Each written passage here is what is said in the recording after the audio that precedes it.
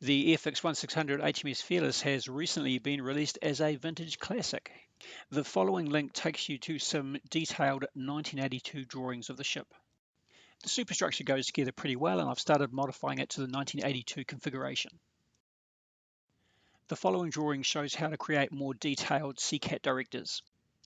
In the following shot, we can see the replacement directors and launchers on the aft superstructure. New life rafts and their stowage were created as per the 1982 drawings. An overhang was added above the upper bridge windows. The bridge wings were extended aft, and replacement 40mm Bofors were scratch built.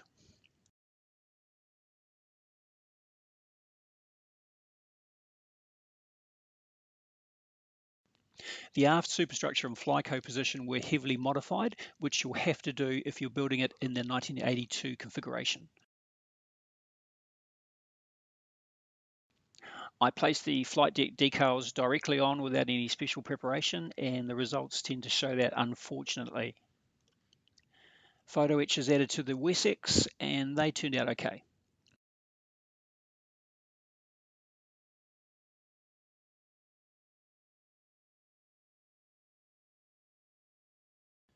The superstructure sides had a little bit of detail, but I added doors, handrails, conduit, and portholes.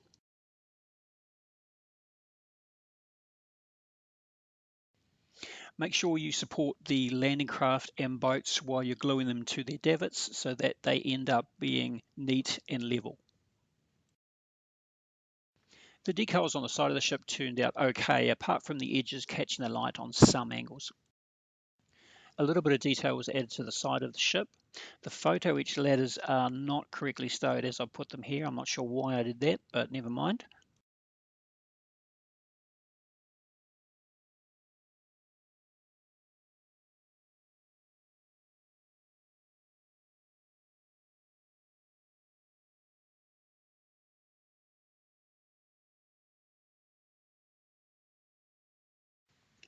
I was quite happy with the end result of the model, apart from the decals, and perhaps I should look at using some clear coats and decal softeners. But in this hobby, you just continue learning. One of the many things I would do differently on this model next time is the second row of bridge windows down. I would make them a bit smaller. It's easy to get the sizes wrong in this scale. 0.5 millimeter equals 1 foot in real life.